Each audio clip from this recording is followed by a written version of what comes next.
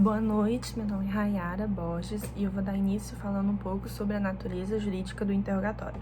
Primeiramente, a gente tem que entender que no sistema inquisitivo, onde não havia aquelas separações de poderes, ou seja, quem acusava, julgava e decidia era tudo o órgão, um único órgão. Dessa forma, a gente vê que a natureza jurídica nesse sistema do interrogatório era mais como meio de prova, porque o objetivo principal que se buscava aqui era valer o jurisprudente do Estado, ou seja, achar uma forma de certificar que o acusado era o verdadeiro culpado da história. Tanto que um reflexo dessa ideia, dessa natureza jurídica, se vê pelo valor que a confissão tinha. Aqui, tanto que a confissão era chamada de rainha das provas.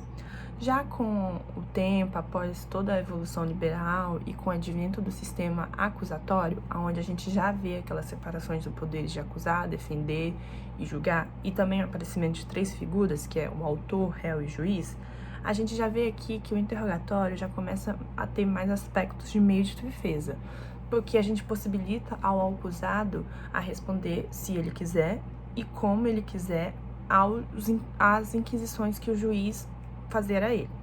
E também a gente vê aqui que o ponto alto dessa natureza jurídica do interrogatório como meio de defesa é pelo advento da Lei 11.719 de 2008, que mudou o artigo 400 do CPP, que ficou desta forma. Na audiência de instrução e julgamento, a ser realizada no prazo máximo de 60 dias, proceder-se-á à tomada de declarações do ofendido, à inquirição das testemunhas arroladas pela acusação e pela defesa nesta ordem, ressalvado o disposto no artigo 222 desse Código, bem como aos esclarecimentos dos peritos, às acareações e aos reconhecimentos de pessoas e coisas, interrogando-se em seguida o acusado. Aqui a gente já vê que no caso de audiência de instrução e julgamento, o réu vai ser a última pessoa a falar, ou seja, o interrogatório dele vai ser o último ato nesse tipo de audiência. E aqui a gente já vê que é mais uma facilidade de defesa dele, porque o réu vai poder planejar melhor como falar, o que falar, já que todo mundo já falou na frente dele. E nesse aspecto, nessa discussão da natureza jurídica do interrogatório, há 4 correntes. A primeira dela fala que o interrogatório é só um meio de prova, e ela já está um pouco ultrapassada em face à Constituição Federal de 1988, que dá a opção do réu escolher se manter em silêncio, e também já a referida à Lei 11.719.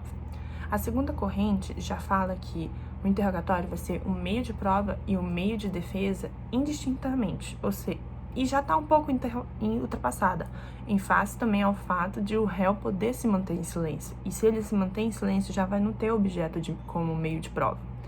A terceira corrente adota como, principalmente, o interrogatório é um meio de defesa e, subsidiariamente, como um meio de prova. Essa corrente já é um pouco mais aceita, porque aqui fala que se o réu escolher falar algo, já vai ter um objeto a qual o juiz vai poder analisar ou para poder liberar ou acusar o réu.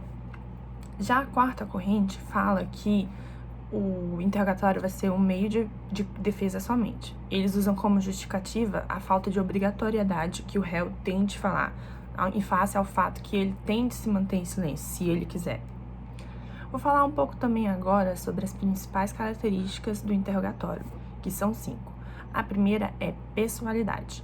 Aqui, o que é a pessoalidade do interrogatório? Aqui fala que, o réu ele não vai poder ser representado no seu interrogatório, vai ter que ser ele mesmo, pessoalmente, que vai ter que falar lá.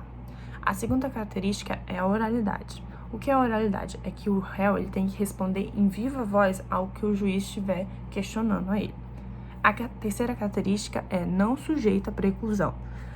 O que é isso? A gente tem que observar a ordem, né, de acordo com o artigo 400 que eu falei lá, mas o que é não sujeito à preclusão? Significa que o juiz pode fazer o interrogatório ao réu em qualquer momento antes da sentença. A quarta característica é o ato bifásico. O que seria esse ato bifásico? Significa que o interrogatório vai ser analisado sobre 2 aspectos. O primeiro aspecto é sobre a pessoa do réu e o segundo aspecto é sobre os fatos os quais estão sendo discutidos.